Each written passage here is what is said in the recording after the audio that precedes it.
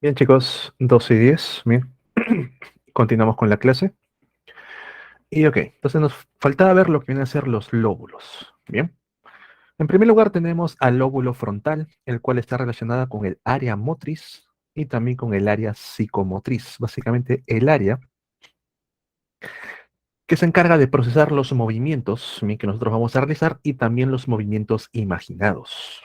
Aunque no lo crean, chicos, cuando nosotros, por ejemplo, imaginamos ciertos movimientos, digamos, por ahí pasa que tú ves una película de acción o ves videos en TikTok de personas defendiéndose contra asaltos y tú en tu mente empiezas a imaginar esos movimientos, poco a poco se van creando caminos nerviosos para que cuando ocurra el momento tú ya estés más preparado. Bien, por eso siempre a veces dice primero visualiza lo que vas a hacer para que luego recién realices la acción.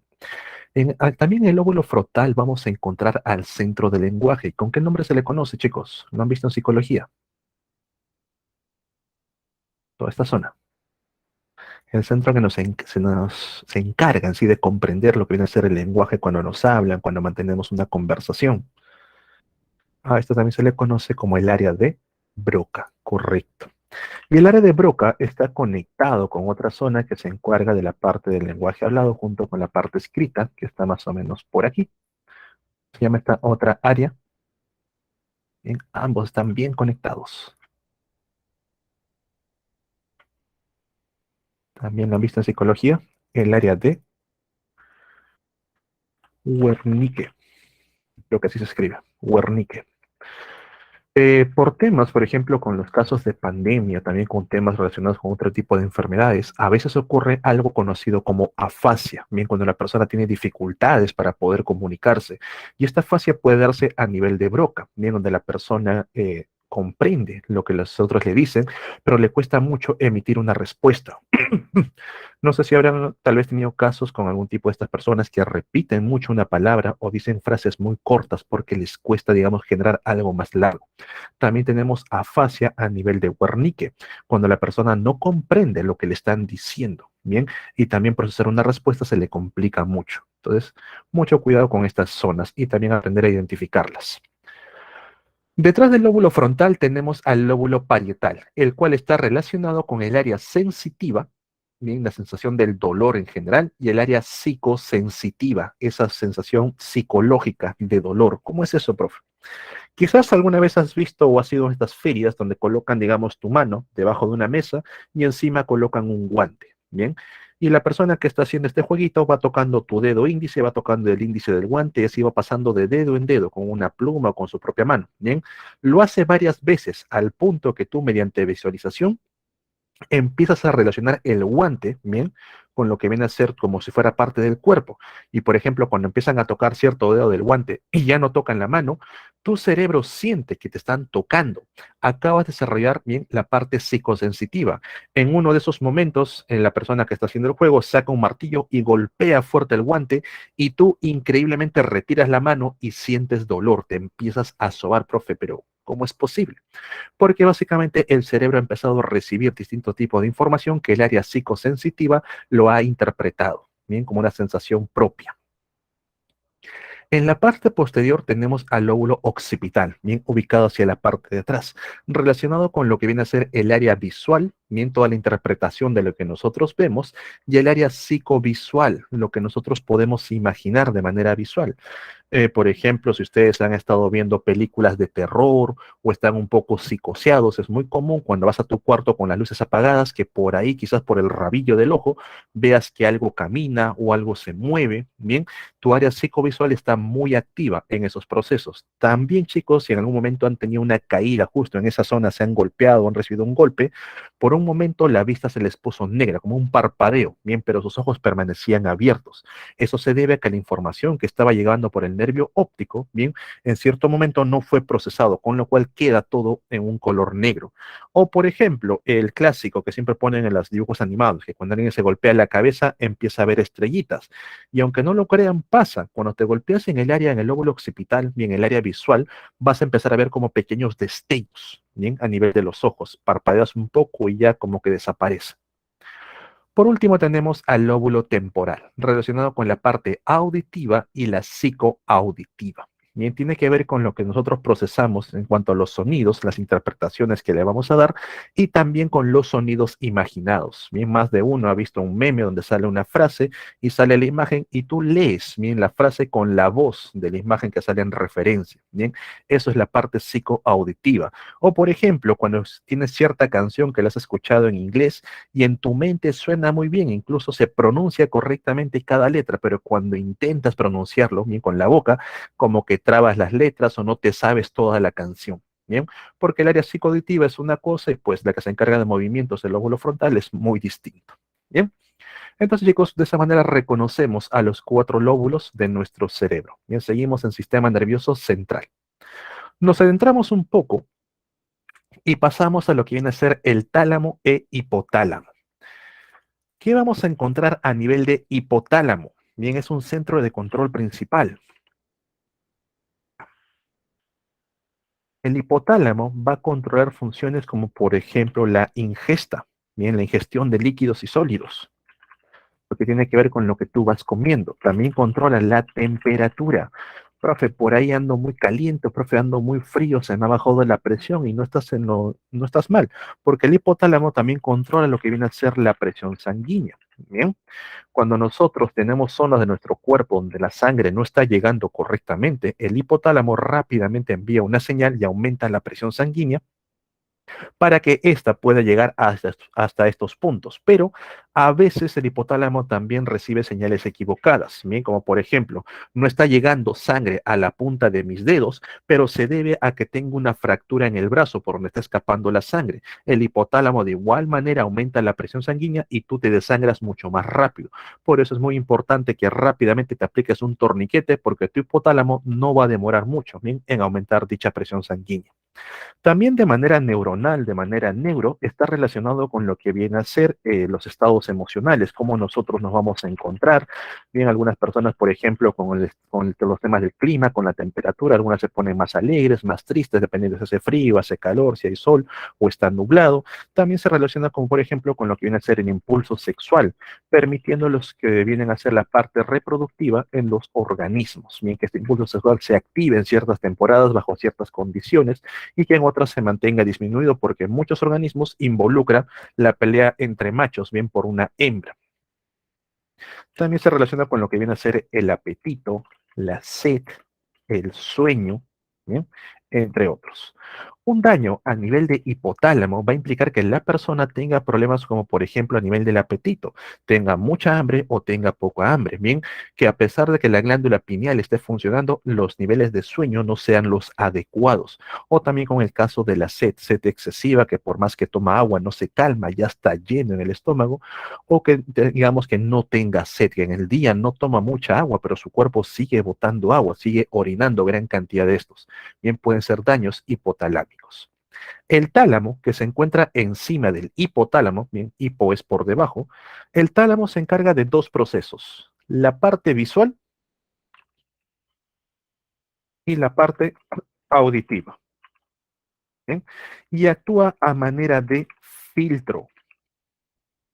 Va a filtrar la información que nosotros recibimos a través de los ojos, a través de los oídos. Por ejemplo, si ustedes van a un concierto, bien, están ahí con su artista favorito, está la música, la bulla, a pesar de que están rodeados de personas, ustedes escuchan claramente al artista, bien, escuchan a la banda como tocan y por ahí se les ocurre lo peor de la noche, grabar. En lugar de disfrutar, te pones a grabar para quedarte con esa partecita. Según tú, se está grabando tal como lo escuchas, tal como lo ves. Pero cuando llegas a casa te das cuenta que la cámara está movida y que la bulla es completamente horrible, ya que se ha mezclado la música, se han mezclado tus gritos, se han mezclado los gritos de la gente, está todo entrecortado. ¿Por qué? Porque tu celular, tu grabadora no tiene un tálamo que se encarga de filtrar todo lo que recibes, en cambio tú sí. Por eso también chicos, por ejemplo, cuando están en la calle conversando con otra persona, tranquilamente pueden ignorar al resto y esto muchas veces genera accidentes porque uno está caminando y en eso no viste el carro que llegó o incluso te estuvo tocando el claxon y tu tálamo lo estuvo ignorando. Bien, también se relaciona, por ejemplo, cuando nosotros empezamos a ignorar las alarmas. Bien, tenemos una alarma, la cual a medida que va sonando día tras día, llega un punto en que ya no le hacemos caso, porque a pesar de que se emite la señal, el tálamo ha sido entrenado para poder ignorarla y con eso nosotros nos ponemos ya ahora doble alarma, triple alarma o le avisamos a nuestra mamá para que nos despierte. Con la parte visual ocurre lo mismo. Cuando estás ahí, por ejemplo, en la calle, estás buscando a alguien, te dice que tiene casaca roja, tu vista únicamente se centra en detectar los colores rojos y puede pasar por desapercibido cualquier otra cosa. O por ahí digamos que te gusta a alguien, un chico, una chica, te centras directamente en esa persona ignorando al resto. Y entonces el tálamo es básicamente un filtro auditivo, un filtro visual. Un daño a nivel de tálamo sobrecargaría de información a nuestro cerebro, con lo cual padeceríamos de agotamiento cada rato. Bien. Por debajo tenemos al cerebelo, de forma principal, de manera directa. Bien. Es el centro de control del movimiento. ¿Han visto estas películas donde a una persona le golpean con la pistola y se cae, como que se desmaya? Profe, muy exagerado el movimiento. Mira, o sea, un pequeño golpecito le dan en la parte de atrás y la persona cae. Bien. Lo que ocurre es que acaban de darle un golpe al cerebelo. Entonces pierde el equilibrio. No tanto eso. Bien. A nivel del cerebelo, una de las funciones que va a cumplir es el refuerzo, ¿bien?, de las contracciones musculares. Para que los músculos hagan más fuerza, bien, el cerebelo se encarga de eso. Entonces, para que nosotros podamos mantenernos de pie, estemos erguidos, bien, son músculos que se están contrayendo, el cerebelo participa en esa contracción. Cuando recibe este golpe, los músculos se sueltan y ya no pueden soportar su propio peso, por eso que la persona colapsa. Bien.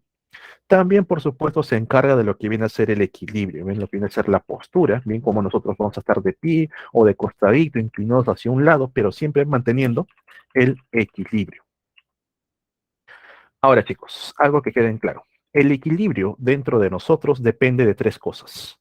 Depende de la parte visual, depende de la parte auditiva y de la interpretación del cerebelo.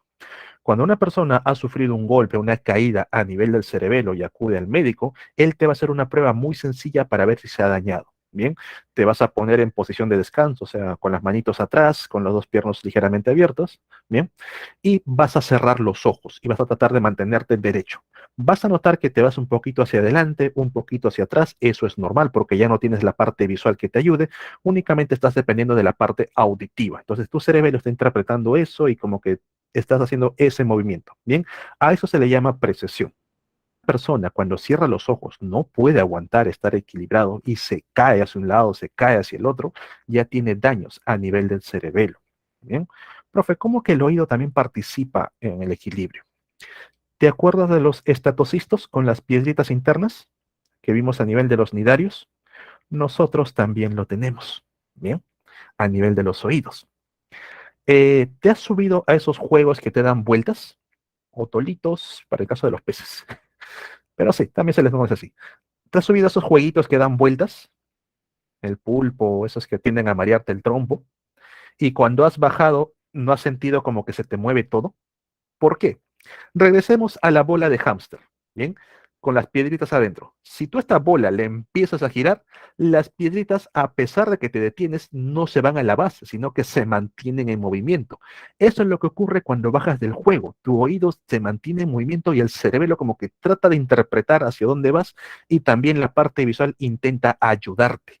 Bien, para que tú te mantengas de pie y no te caigas. Si tú bajas de este juego y cierras los ojos, te caes porque tanto la parte visual como la parte auditiva no están enviando información al cerebelo, bien, y este no puede procesarlo, simplemente te vas de costado, bien. De ahí también ocurre en el tema de los mareos, cuando estás ahí con ese movimiento constante en el agua, los hoyos están que se mueven de un lado al otro y te empiezas a marear poco a poco, bien. Cuando, por ejemplo, ocurre una explosión muy fuerte, un tema de una bomba, una granada, las personas quedan aturdidas, como que no pueden moverse. Tal vez has visto en videos, sobre todo ahora que hay guerra en Rusia y todo eso, o en películas, como que salen y no caminan bien, como que intentan agarrarse de un lado o de otro porque están mareados. El cerebelo no está interpretando correctamente la parte del oído y la parte visual como que trata de enviar toda la información posible. Bien, entonces a nivel de cerebelo, postura y equilibrio. También el cerebelo va a controlar lo que viene a ser la coordinación de movimientos, ¿bien? Y sobre todo los movimientos finos, cuando por ejemplo vas a hacer un tema de cirugía, que una mano se mueve a un lado, la otra queda un pequeño corte, movimientos como para tocar un instrumento y todo eso. Bien, entonces el cerebelo muy importante en cuanto a esas funciones. Cualquier daño ya sabes lo que te hace. Luego también chicos han visto en películas, que sobre todo las películas bélicas tipo Rambo, los sordos tienen dificultad para el sonido, interpretarlo. Lo vamos a ver en la parte auditiva. Bien, el sonido cumple, va hacia dos zonas. En el caso de los sordos, está en la parte del nervio. Bien, es la que está dañada. Pero la otra parte, que vienen a ser los canales auditivos, se mantiene, con lo cual el equilibrio es constante. Bien, lo vamos a ver en la parte auditiva. Ok, entonces le decía, en esas películas tipo Rambo, ¿no han visto que a veces viene la persona, le agarra por detrás a otro y le gira la cabeza y se muere al instante? Profe, ¿qué pasó?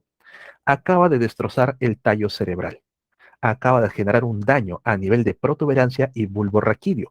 ¿Y qué ocurre en estas zonas? Aquí tenemos a los centros de control, ¿sí?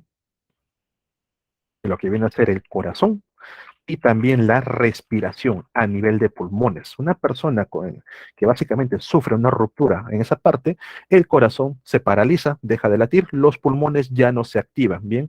Y básicamente el diafragma deja de funcionar, mueres ahogado. Y también algo que no se ve en películas, pero sí lo habrás visto, por ejemplo, bueno, lo vas a ver si es que matas un pollo, matas un animal cortándole justo ahí, es que este hace sus necesidades encima, empieza a evacuar encima, porque también el tallo cerebral se encarga, bien es el centro de la función gástrica, ¿bien? Con lo cual se pierde completamente el orden y simplemente el animal evacúa. ¿Bien? Sí, con los pollos pasa, cuando les cortan la cabeza, empiezan, disculpen la palabra, empiezan a cagar ahí mismo, ¿bien? Porque ya no tienen control sobre esto. ¿Sí? Entonces, chicos, reconocer esto a nivel del encéfalo, ¿bien? Con las funciones de cada una de estas partes. Bajamos un poco y llegamos a lo que viene a ser la médula. Tómenle su screen, pasamos a la médula. A nivel de la médula espinal, cuando nosotros hacemos un pequeño corte, vamos a notar que en su interior, bien, va a presentar una zona en forma de H, bien, en el cual ocurre la sinapsis, ¿te acuerdas? Cuando vimos arco reflejo. Y esta zona en forma de H tiene un pequeño orificio llamado el epéndimo. A través del epéndimo va a circular el líquido cefalorraquídeo, ¿bien? Ese que va desde la cabeza y también pasa por toda la columna. Líquido cefalorraquídeo. Bien. La parte de la H donde ocurren los procesos sinápticos se le conoce como la sustancia gris y la parte que lo rodea viene a ser la sustancia blanca. Bien, entonces chicos, a nivel de médula espinal, bien, vamos a encontrar la sustancia gris al centro y la sustancia blanca, bien, hacia la periferia, hacia alrededor. Pero a nivel de lo que viene a ser encéfalo, a nivel de cerebro básicamente, es al revés. La sustancia gris, ¿bien?, está hacia la periferia y la sustancia blanca hacia el centro. ¿Qué ocurre en cada uno de estos lados? ¿Por qué tienen esos colores y por qué están en esas posiciones? A nivel de la sustancia gris ocurren los procesos sinápticos. Aquí hay sinapsis, ¿bien?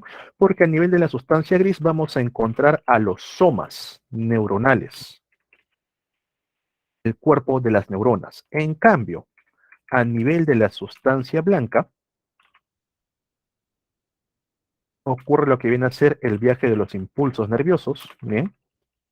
Ya que aquí vamos a encontrar a los axones o fibras neuronales. Entonces te das cuenta, en la médula, donde ocurría el proceso de sinapsis, donde hay sustancia gris, al centro, acá. Aquí están las neuronas, ¿bien?, haciendo sinapsis, mientras que el resto básicamente son los axones que transmiten el impulso nervioso. Pero a nivel de la corteza cerebral, la sustancia gris, bien, se ubica justo en la periferia, por aquí. Y para conectarse con el resto del cuerpo, ahí tenemos a los axones, bien, la sustancia blanca. Entonces, chicos, tengan mucho cuidado en verdadero y falso con estas dos, porque entre médula y cerebro, o en encéfalo, es básicamente al revés la posición. ¿Bien? Recuerda que la médula espinal nos permite a nosotros generar estas respuestas conocidas como arco reflejo, el cual son respuestas rápidas e involuntarias, ¿bien? Donde nos va a permitir protegernos frente a diversas acciones. También cualquier daño a nivel de médula puede cortar, bien, ciertos caminos, ciertas funciones, como por ejemplo las personas pueden quedar parapléjicas. Si el daño, por ejemplo, es por aquí, bien, paralizando la acción de las piernas, o pueden quedar tetraplégicas, bien, ya completamente el cuerpo paralizado, cuando ocurre daño a nivel, por ejemplo, de la zona cervical, del cuello. Profe, pero esa persona sigue viva. Sí, su encéfalo sigue trabajando, el corazón, los pulmones siguen funcionando, porque eso le corresponde al tallo cerebral. Bien, ya cuando una persona presenta muerte cerebral, únicamente el cerebro muere, pero el resto de los órganos todavía mantienen la función. Por eso que ves una persona completamente inerte, pero el corazón sigue latiendo, su sistema digestivo sigue trabajando. Bien, son, digamos así, semi-independientes. ¿Ok? Bien, entonces eso es sistema nervioso central, encéfalo y médula espinal. ¿Alguna duda, alguna consulta sobre esta parte, chicos? ¿Todo bien con la parte central? La periférica es más sencilla, pero es más memoria. ¿Todo ok? Bien. De la parte del sistema nervioso central surge el periférico. Del encéfalo tenemos a los nervios craneales, los cuales se clasifican en sensitivos, motores y mixtos. Señores, lamento informarles que esto lo tienen que aprender. Bien, tienen que saber si el nervio es el uno, por ejemplo, te preguntan por el 3 o te preguntan por el 8, que son sencillos, bien, perdón, 1, 2 y 8, que están en tu rostro, ellos son los tres únicos sensitivos. Bien. 1, olfato, 2, óptico, 8, oído. Bien, ahí tienes el nervio olfatorio, el nervio óptico y el nervio acústico. Bien, motores son aquellos que permiten el movimiento. Bien, el 3, el 4, el 6, el 11 y el 12. Bien, y mixtos es porque presenta ambos, son tanto sensitivos como motores. Ahí también te pueden preguntar acerca del 10. Chicos, en internet hay una gran cantidad de mnemotecnias con las cuales puedes aprenderte los 12 pares craneales. Bien, aquí no hago más fondo porque esto implica mucho tiempo, pero te van a preguntar, te pueden colocar por ahí verdadero y falso. El par 10, bien, es considerado motor, falso, es un mixto. Bien, ¿qué control o qué hace? Eso no, pero sí te van a preguntar por el número, el nombre y el tipo. Bien. Número 5, perdón, trigémino de tipo mixto. Bien. Número 7, facial, también mixto.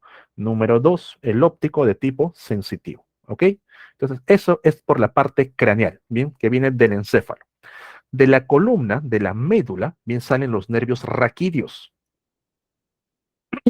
los cuales se clasifican en cervicales, 8 de ellos, cervix, cuello, bien, que van justo del cuello hasta la altura de los hombros. Dorsales, 12, que se ubican a la altura de lo que viene a ser el tórax, bien, pero hacia atrás. Lumbares, 5, en la zona del abdomen, en la zona de la panza, bien, y 6 sacros a nivel de los glúteos, bien. Aquí lo han colocado como 5, pero en total son 6. También se suma el último, el huesito del coxis, bien, el nervio coxígeo. ¿Ok? Entonces, chicos, esta parte simplemente es memorístico. ¿Bien? Rueguen que no les venga una de estas, o si no, pues principalmente los sensitivos, 1, 3 y 8, y el nervio vago, bien, el 10. Ok. Ya para finalizar, también tenemos que hablar acerca del sistema nervioso simpático y el parasimpático. Recordad que el simpático se va a activar gracias a los neurotransmisores conocidos como noradrenalina. Y el simpático te prepara para poder huir. Bien, ¿te acuerdas cuando bajaste del bus y no encontraste tu celular? El alma del cuerpo se te sale. Ahí tu simpático ha sido activado. El hambre se te va. Se reduce la peristalsis. El corazón se te acelera, se te sale del pecho. Las arterias se contraen para que la sangre circule más rápido, lo cual aumenta la presión arterial. Empiezas a respirar agitadamente, bien, hay dilatación de los bronquios, el iris, bien, dilata la pupila, se te agrandan los ojitos para que veas más y aumentas el sudor, empiezas a sudar frío, bien. Esta parte es sencilla si es que alguna vez has tenido el tema de un robo de celular, has visto un accidente o has pasado un miedo muy fuerte como un sismo, por ejemplo, que te agarró desprevenido. Ahí has notado la acción del simpático. Bien, pero por ahí encontraste tu celular, estaba en el bolsillo de la mochila, se libera un neurotransmisor conocido como acetilcolina, el cual va a activar al parasimpático para regresarte al equilibrio. Otra vez tienes hambre, el corazón poco a poco disminuye, la llamada bradicardia, ¿bien? Bradicardia o braquicardia. Las arterias se dilatan, con lo cual la presión también disminuye un poco, ¿bien? Los bronquios poco a poco va regresando a su sitio, la pupila se contrae y ya dejas de sudar. ¿Bien? ¿Te acuerdas cuando tu mamá encontraba tu examen jalado? Se te activó el simpático, el corazón empezaba a latir, sudabas frío, ya no tenías hambre, ya no molestabas, pero por ahí no era tu examen tuyo, sino era de tu hermano, y otra vez regresabas al equilibrio, ¿bien? Los procesos homeostáticos. Por último, chicos, tenemos que hablar acerca de la meninges. Bien, cuando nosotros, por ejemplo, queremos llegar hacia la zona cerebral, queremos llegar al cerebro, lo primero que vamos a cortar, bien de afuera hacia adentro, tejido epitelial, cuero cabelludo. Por debajo del epitelio vamos a encontrar tejido conectivo, bien, tejido adiposo sobre todo. Y antes de llegar al tejido óseo, antes de llegar al hueso, vamos a poner aquí como cráneo, vamos a encontrar una membrana que rodea al hueso, que también tiene que ser cortado para llegar al cerebro. A esa membrana se le conoce como el periósteo. Acuérdate del periósteo. Atraviesas cráneo y acabas de llegar a las capas conocidas como meninges. ¿Bien? Las meninges se clasifican en tres tipos, de afuera hacia adentro. Seguimos entrando. Primero tenemos a la duramadre. Voy a ponerlo como D, formado básicamente por tejido, bien, conectivo de tipo laxo, perdón, de tipo denso, bien, tejido conectivo denso. Son una gran cantidad de fibras colágenas que le dan bastante dureza, bastante resistencia, bien, para proteger a tu encéfalo, a tu cerebro principalmente. Debajo de la duramadre encontramos al aracnoides, bien. Este aracnoides está formado por células planas, ¿sí? Las cuales han formado unas pequeñas extensiones, si ves por aquí hacia abajo, bien, como si fuesen ramificaciones, como si fuese una telaraña, de ahí el término de aracnoides, formando un espacio conocido como el espacio subaracnoideo. En ese espacio subaracnoideo va a viajar el líquido cefalorraquídeo. Ese líquido también va a amortiguar los movimientos, los golpes que puedas tener a nivel del cráneo. Quizás si ustedes han visto las luchas de box, bien han visto que por lo general cuando a una persona le golpean la mandíbula, regresa al punto, se desmaya. Profe, ¿por qué? Eso se le conoce como efecto campana. Al momento que recibe el golpe, el cerebro gira en un sentido. Acuérdense que el cerebro es bastante acuoso, ¿bien? El líquido cefalorraquídeo va a amortiguar el golpe, pero la persona, como quiere seguir en batalla, bien, regresa a la cabeza y eso hace que el cerebro se comprima hacia un lado, ¿bien? Con lo cual simplemente se desconecta, se apaga para evitar daños y la persona se desmaya, ¿ok? Entonces también ese movimiento es amortiguado por el líquido cefalorraquídeo. Debajo del aracnoides, como una pequeña laminita, como si fuese papel celofán pegado al cerebro, encontramos a la pía madre, ¿bien? Que también es un tejido conectivo y es altamente vascularizado. Hay una gran cantidad de vasos sanguíneos que van a estar formando a la pía madre. En esta pía madre también vamos a encontrar la producción y la liberación de células de defensas, como por ejemplo los macrófagos, ¿bien? Los linfocitos, y también los mastocitos o llamados células cebadas. Entonces, chicos, a nivel de cerebro, muy difícil que ingrese cualquier tipo de organismo y también es muy complicado defenderlos. Por eso que en esa zona el daño es brutal, como el caso de las amebas come cerebros, la cisticercosis, todos ellos. Bien, pero cuando nosotros tenemos ciertas infecciones, estas viajan por el líquido cefalorraquídeo y rápidamente la pía madre libera a las células de defensa. Bien. Estas células de defensa van a estar en el líquido cefalorraquídeo, de ahí tratando de controlar la infección contra virus, bacterias y evitando que estas generen daño. Pero como también va a haber presencia de mastocitos, estas producen ligeras inflamaciones. Bien, de acuerdo a la cantidad, va a estar más inflamado. Cuando las meninges se inflaman por infección, se le conoce como meningitis. El sufijo itis, inflamación. Esta inflamación, por un lado, produce aumento de temperatura, lo que tú comúnmente conoces como fiebre, pero por otro lado, está reduciendo el espacio del cerebro, ¿bien? Con lo cual no puede moverse mucho, cualquier movimiento genera dolor y también generas presión y poco a poco va generando daño. Recuerda que en estas zonas vamos a encontrar a los somas, ¿bien? El soma o cuerpo de las neuronas. Por eso, chicos, los procesos de meningitis, las personas difícilmente sobreviven, principalmente, bueno, mueren, y las que logran sobrevivir siempre quedan con algunos estragos, bien producto de esto. De ahí la importancia de las vacunas contra las meningitis y evitar también lo que viene a ser el aumento de fiebre y la inflamación de estas, bien. Diversas pastillas nos ayudan a evitar este tipo de sintomatologías, ¿ok? Pregunta, chicos, si te colocan por ahí, eh, ¿con qué capas de las meninges tiene contacto el líquido cefalorraquídeo? Respondes. ¿Qué capas de las meninges tiene contacto el líquido cefalorraquídeo? ¿Qué responderías?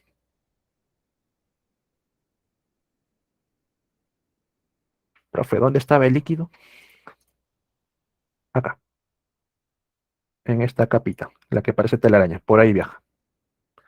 El líquido cefalorraquídeo va a tener contacto tanto con el aracnoides como con la pía madre. Bien, ambas. No solamente marquen aracnoides, tengan cuidado. Bien, el líquido cefalorraquídeo por arriba, aracnoides, por debajo, pía madre.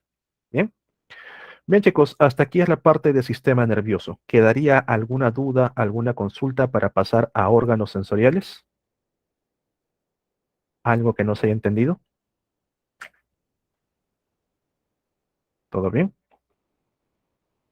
Ok. Bien, chicos, para hablar de los órganos de los sentidos hay que recordar lo siguiente. De las capas embrionarias de la masa externa, conocida como el ectodermo, surge por un lado el sistema nervioso y también surge tejido epitelial. La fiebre de por sí es interna. El cerebro empieza a sufrir daños porque la fiebre se relaciona con inflamación. Bien, el tejido inflamado se calienta. Entonces, poco a poco va generando presión. Y esos cambios de temperatura también alteran ciertas proteínas que pueden ser importantes para las células, generando daño. Y acuérdate que una neurona, una vez que deja de funcionar, difícilmente se va a reparar. ¿Bien? Entonces, por eso es muy importante que las fiebres no sean altas, rápidamente bajarlas, igual que las inflamaciones. ¿Bien? Ok, como te decía, del ectodermo surge el tejido nervioso y también surge el tejido epitelial, ¿bien? Y de manera superficial se han fusionado, trabajan en conjunto en diversos puntos. Ahí surgen los órganos de los sentidos. Nosotros vamos a tener una serie de receptores en todo el cuerpo que nos van a permitir poder percibir diferentes estímulos, como por ejemplo los llamados mecanorreceptores, que perciben cambios a nivel de la presión, bien, el contacto, todo eso. Tenemos fotorreceptores, cambios a nivel de la luz, bien, luz, oscuridad, colores, quimiorreceptores que se activan por sustancias químicas, como por ejemplo a nivel del olfato, a nivel del gusto, termorreceptores, cambios en la temperatura, y los nociceptores que se relacionan con el dolor, bien. Esto es a nivel de humanos, pero otros organismos también han desarrollado, digamos, receptores extras, como los llamados galvano, de galvánico, galvanoreceptores, o también conocidos como electroreceptores, que van a poder detectar bien pequeñas descargas eléctricas. Esto, por ejemplo, lo tienen los tiburones, lo tienen las mantarrayas a nivel del hocico, bien, tienen gran cantidad de células con estos receptores y van pasando por las superficies. Por ahí hay un animalito escondido, enterrado, lo van a detectar por su propio sistema eléctrico, por sus propios impulsos nerviosos, bien, y poder, digamos, con eso capturarlo. ¿Ok? Solo por si le menciona. El ornitorrinco, no sé si tiene. Lo he visto más que todo en tiburones y mantarrayas, bien condrictios. Bien. Empezamos con el sentido del tacto. Bien, el sentido del tacto va a tener principalmente mecanorreceptores, pero también hay presencia de termorreceptores y nociceptores. No solamente se ubica a nivel de las manos, pero es lo principal con lo que lo relacionamos, sino en toda la piel, en todo el cuerpo, tenemos esa capacidad de sentir cuando nos tocan el hombro, nos llaman la atención. Bien. Cuando analizamos a nivel de la piel, vamos a encontrar la capa superficial conocida como epidermis, por debajo la dermis y más abajo ya básicamente tejido conectivo, la hipodermis. Bien, y esto tiene mucho sentido en cuanto a los mecanorreceptores. Vean, de manera bien bastante superficial, por aquí tenemos al corpúsculo de Meissner. Al ser superficial, el corpúsculo de Meissner se activa con el simple contacto. Es un mecanorreceptor de presión ligera. Te pasan la voz, te tocan el hombro, se changan contigo. Ya el corpúsculo de Meissner lo está sintiendo. Cuando viene un zancudo, un mosquito, se posa en tu piel, Meissner se activa y manda una señal. Bien que ya estás perdiendo a algo más. Un poco más abajo encontramos a Ruffini, que también es mecanorreceptor, ¿bien? Pero debido a esa profundidad, para activar a Ruffini, la presión tiene que ser más constante, tiene que ser un objeto pesado, como cuando, por ejemplo, se apoyan en ti, o por ejemplo, cuando estás cargando algo, bien, ahí Ruffini se está activando como mecanorreceptor. Hacia el fondo tenemos a Pacini, y Pacini no es mecanorreceptor. Para que tú actives a Pacini a esa profundidad, la presión ya tiene que ser muy alta o tienes que haber atravesado tejido epitelial, como por ejemplo cuando te atraviesan con una aguja, o cuando te pisan con un taco, o cuando te pellizcan. Bien, Pacini no es mecanorreceptor, está relacionado con el dolor. Pacini es nociceptor. Entonces, chicos, te das cuenta que de acuerdo a la profundidad ya estás sacando más o menos qué tipo es. Ahora, por aquí tenemos al corpúsculo de Krauss. Es un termorreceptor. Pregunta, chicos, en el sistema internacional, ¿la temperatura en qué se mide? En el sistema internacional, ¿la temperatura en qué se mide? En Kelvin, grados Kelvin de Krauss. Y Kelvin es una temperatura fría. El corpúsculo de Krauss permite detectar bien la sensación de frío. ¿Ok? Para que te acuerdes, bien, Krauss con Kelvin y los grados Kelvin siempre son fríos. Profe, y para el calor, Ruffini. Ruffini no es termorreceptor, es un mecanorreceptor que también puede detectar las sensaciones de calor. Ten mucho cuidado con esas definiciones. Bien, Ruffini es mecanorreceptor que también puede detectar calor. Por aquí también vamos a encontrar a los discos de Merkel, que también son muy superficiales, están por aquí. Bien, estos discos de Merkel permiten que nosotros podamos detectar texturas, si es una textura rugosa, una textura lisa. Por ejemplo, las personas invidentes van a desarrollar bastante los discos de Merkel al punto que gracias a ellos pueden detectar, por ejemplo, el valor de las monedas y nosotros por más que lo intentemos no lo adivinamos. Y también gracias a los discos de Merkel pueden utilizar el lenguaje braille, bien leer esos pequeños puntitos. También es considerado mecanorreceptor. ¿Te acuerdas cuando fuiste a la playa y no te pusiste bloqueador? Te quemaste el brazo, te quemaste el hombro, bien, y luego queda rojito. En ese momento, tú has destruido a tus células de la epidermis, las cuales salen, simplemente salen como células muertas. Por aquí han quedado expuestas las terminaciones nerviosas libres. Estas terminaciones nerviosas libres, al menor contacto, tú ya sientes dolor. Cuando estás todo rojito en la espalda y te pones la ropa, te empieza a doler o te tocan el hombro, sientes ese fuerte dolor. Bien, estas terminaciones nerviosas libres también son consideradas nociceptores. Bien, entonces chicos, a nivel de tacto tenemos eso, mecanorreceptor, bien, Meissner, Ruffini, discos de Merkel, termorreceptor, Krauss, bien, pero acuérdate que Ruffini puede actuar como tal, bien, más no es. Y como nociceptor, eh, Pacini, que está al fondo, y las terminaciones nerviosas libres, que son bastante superficiales. Cuando te quemas, ahí las sientes, bien, al menor contacto. Bien. Del tacto nos pasamos al sentido de la vista. Y eso básicamente lo ubicamos a nivel del ojo. Aquí vamos a tener la presencia de fotorreceptores. Cuando nosotros vamos a visualizar algo, ¿bien? Por ejemplo, vas a imaginar, bueno, vas a ver a alguien, la luz entra a través de la córnea. Bien, en primer lugar, la córnea. De la córnea pasa a través de un líquido que se ubica aquí, conocido como ¿cuál? Acuoso o vitrio. ¿Cómo se llama ese líquido, chicos? Humor acuoso o humor vitrio. ¿Cuál es primero, la A o la V? La A, acuoso, correcto.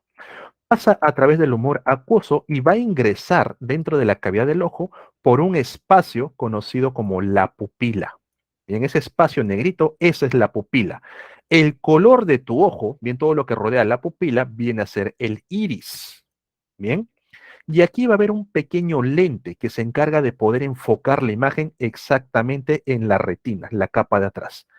A este lente se le conoce con el nombre de cristalino. El cristalino permite, ya que se puede contraer, se puede estirar, que la imagen se enfoque correctamente. Bien. Aquí dentro del ojo, permitiendo que mantenga la forma, manteniendo la presión interna, también vamos a encontrar otro líquido. A este se le conoce como el humor vitrio. Bien. Quizás en los ojitos de pescado se lo hayan comido por ahí o puedan visualizarlo mucho más sencillo. Bien, le sacan el ojito y van a ver que tiene un líquido, bien, un poquito gelatinoso. Y ya por detrás encontramos a la retina. Bien, entonces la imagen va así. Entra por la córnea, atraviesa el humor acuoso, ingresa por la pupila, el cristalino lo enfoca, pasa el humor vitrio y se refleja en la retina. En cuanto a las capas que forman al ojo, bien, vamos a tener de la más externa la esclerótica, bien, que es tejido conectivo, el cual le da ese color blanquecino que todos nosotros vemos. Por debajo de la esclerótica tenemos a la coroides, que también es tejido conectivo, pero también se le pone directamente como tejido conjuntivo. ¿Y por qué? Para que te acuerdes, cuando ocurre algo llamado conjuntivitis, es la inflamación de la coroides. ¿Bien? Inflamación del tejido conjuntivo. Y por último tenemos a la retina, donde se reflejan las imágenes. A nivel de la retina vamos a encontrar células epiteliales junto con lo que vienen a ser células nerviosas conocidas como conos y bastones. Bien. Estos conos y bastones van a permitir diferenciar los colores y las intensidades de luz respectivamente. Cuando, por ejemplo, estás visualizando una imagen, bien, los conos van a empezar a detectar los colores. ¿Y cómo lo hacen? Estas células van a producir pigmentos, van a producir proteínas. Una de ellas, la eritropsina. ¿Te acuerdas de los eritrocitos? Permite visualizar los colores rojos. Si estás viendo algo verde, la cloropsina, ¿te acuerdas de la clorofila? Permiten visualizar los colores verdes. Y por último tenemos a la cianopsina. ¿Has visto el color cian de tu impresora? De los colores celestes. Bien. Bien, los colores básicamente azules. Así es, chicos. Nosotros vemos en RGB. Tenemos la visualización en RGB y la combinación de estos nos permite distinguir distintos tipos de colores. Los bastones van a producir la proteína conocida como rodopsina, la cual permite visualizar la intensidad de luz. ¿Cómo así? Por ejemplo, cuando estás en un cuarto oscuro, bien, no hay presencia de colores, no hay poca luz, rápidamente los bastones producen gran cantidad de rodopsina, con lo que poco a poco empiezas a diferenciar los objetos que están ahí. Pero si de la nada se abre la puerta y entra bastante luz, como tienes bastante rodopsina, eso genera un deslumbramiento. No sé si has notado, cuando sales a la calle temprano, está todo oscuro y en eso hay fuerte luz, te deslumbras, empiezas a cerrar los ojos para que entre menos luz, hasta que poco a poco la rodopsina va siendo reabsorbida y ya vas acostumbrándote. Con el caso de los conos, bien, los colores también son relativos. Por ejemplo, haz este experimento. Tú ahorita visualizas el cielo o algo blanco de un color, pero trata de colocarte, digamos, una regla o un material, un plástico transparente de un color verde, un color rojo, y empieza a ver a través de ese color. Ese ojo que está recibiendo tonalidades rojas, por ejemplo, empieza a producir gran cantidad de eritropsina, lo cual influye en el resto de colores que percibes. Una vez que te quitas ese plástico y ves el cielo, con un ojo lo ves más rojizo y con el otro ojo lo ves normal. Bien, entonces todo eso se va controlando a nivel de conos y bastones. Ok. Pasamos ahora al sentido de la audición. Bien, pregunta chicos, ¿qué tipo de receptor tienen los oídos? Termo, quimio, mecano, nosi, foto, no creo. ¿Qué tipo de receptores presentan los oídos?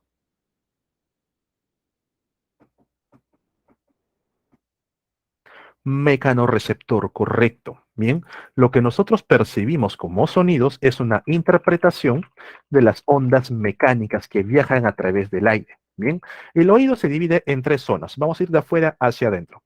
A nivel del oído externo encontramos al pabellón auricular, básicamente la oreja, en el cual recibe las ondas sonoras y las redirige hacia el canal auditivo externo. Bien, este canal auditivo externo ingresa por aquí el sonido, siguen viajando las ondas mecánicas y a nivel del oído medio va a tener contacto con el tímpano, el cual es una membranita que empieza a vibrar, genera pequeñas vibraciones.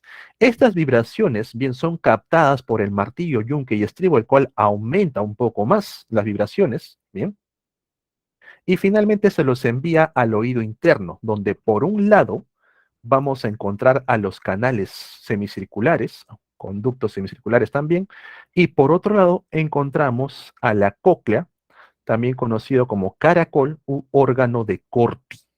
Bien, la pregunta que me hicieron, profe, ¿los sordos también pueden equilibrarse? Sí, los sordos han tenido fallas, tal vez a nivel del nervio acústico o han tenido fallas a nivel de la cóclea o incluso con el tímpano, bien se les rompió el tímpano, los huesecillos, pero el sonido sigue llegando a los conductos semicirculares. Aquí está el tema del equilibrio. Bien, el tema acústico es a nivel de cóclea.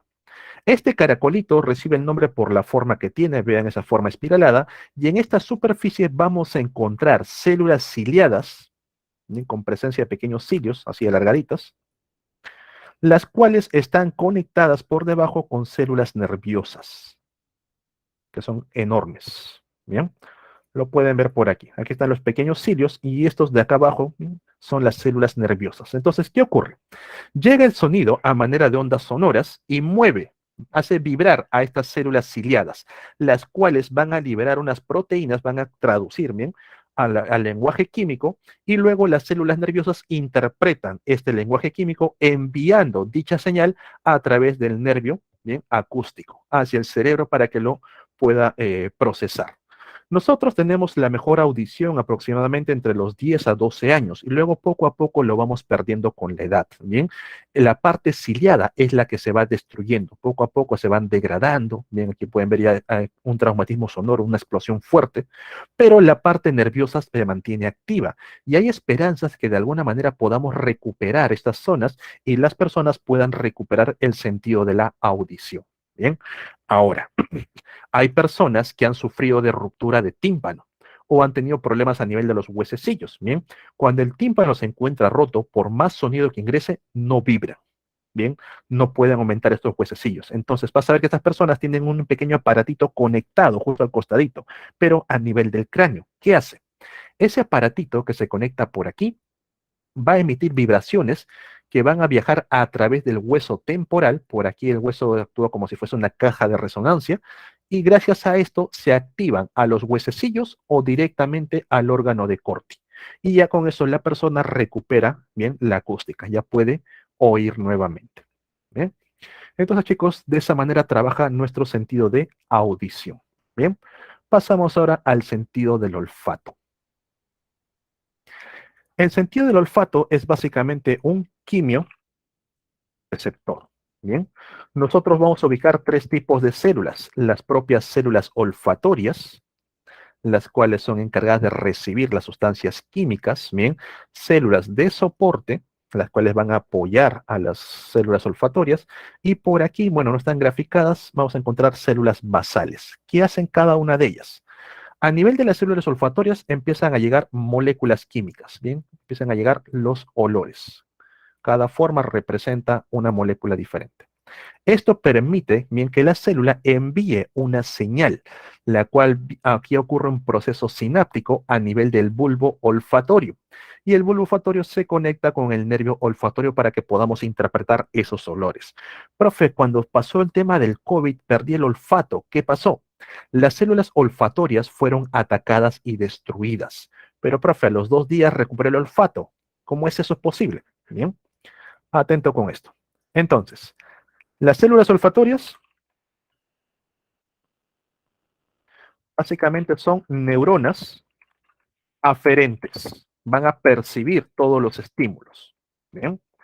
Por debajo tenemos a las células de soporte, las cuales se encargan de liberar lo que viene a ser mucus. Bien, tienen gránulos secretores que van a tratar de proteger de una sobreexposición a diversos olores y también evitar infecciones. Bien, generamos mucosidad para que bacterias, virus queden atrapados ahí. Cuando nosotros perdemos a las células olfatorias y tienen que ser recuperadas no solamente por casos de COVID, sino por ejemplo cuando olemos olores muy fuertes, thinner, tóxicos, bien, por debajo tenemos a las células basales, las cuales son células madre, bien, con la capacidad de poder recuperar, bien, a estas células olfatorias. Profe, a veces me pasa que uso un perfume y no lo huelo, pero el resto de gente me dice que sí huele. Eso no es un tema de destrucción de células olfatorias, es un tema de saturación.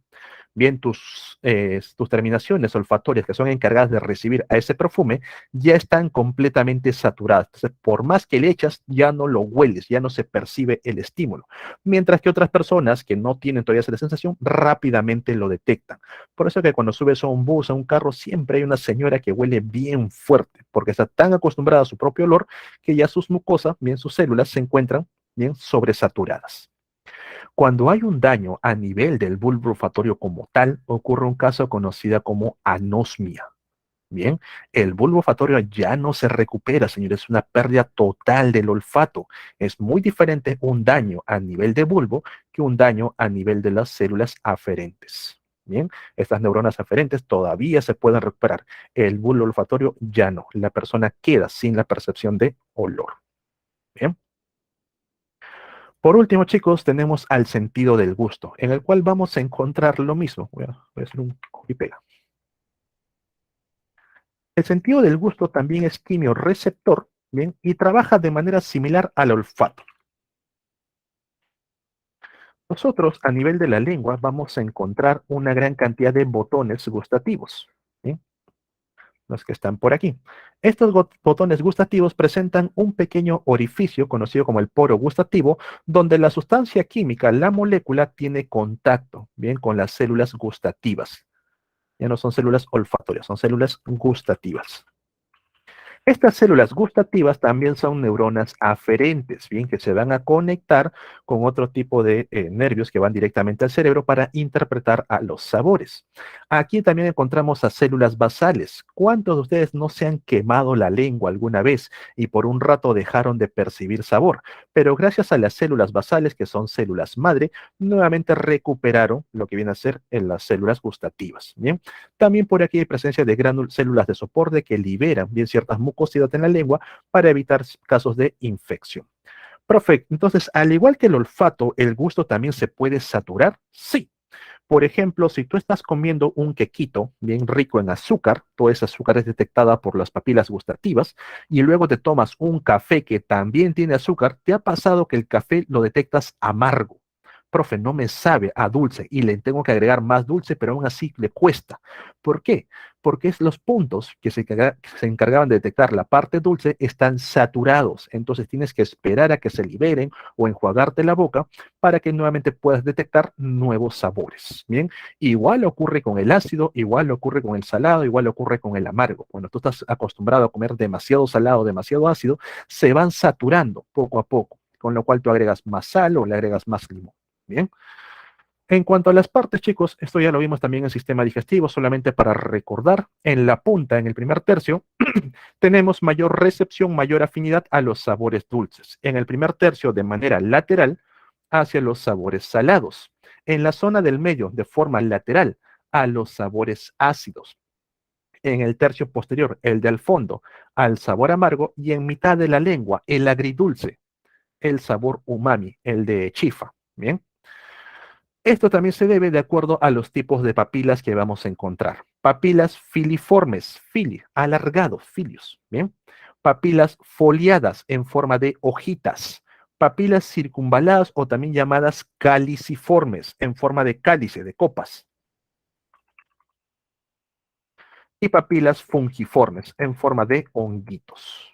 ¿Bien? Aquí están las filiformes, fungiformes, caliciformes y las foliadas. Bien, todo eso nos va a permitir interpretar los sabores. Ahora, el olfato y el gusto se compensan entre ambos. Los nervios están muy cercanos, con lo cual nosotros simplemente oliendo algo ya podemos imaginar el sabor o viceversa. Probando algo ya tenemos cierta sensación del olor. El sentido del gusto, del olfato no está, digamos, bien focalizado dentro del cerebro. Permítanme indicarles por aquí, cuando vimos en esta parte. Está la parte auditiva, la parte visual, la del olor, pero ¿dónde está el olfato? El olfato se ubica entre varios hemisferios y nosotros podemos bloquear esa señal del olfato siempre y cuando tengamos bulla. Bien, cuando tú vas a una discoteca, estás en un concierto, hay tanta bulla que la señal acústica, el nervio acústico bloquea al nervio olfatorio.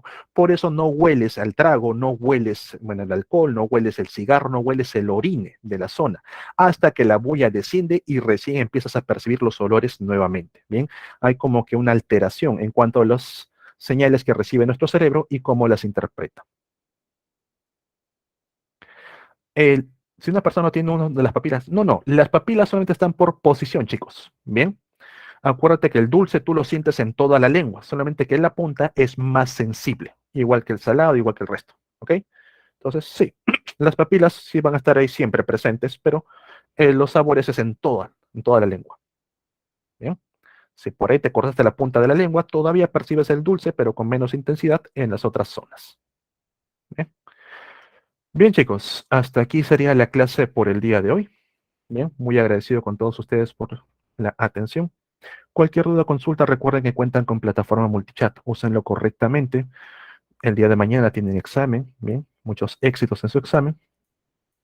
Y recuerden que todo esto, pues, todo el plagio lo tienen con ustedes mismos. Está en su cuerpo mismo. Bien.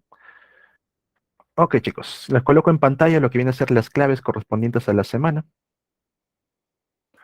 Un momento, se los copio también en la barra de chat. Y conmigo ya será hasta la siguiente semana. En la pregunta 2 todas son incorrectas, por si acaso. Todas son incorrectas. ¿Bien? Aclarar eso. Listo, chicos. Cuídense bastante. Disfruten un buen fin de semana. Lleguen temprano a su examen. Chao, chao.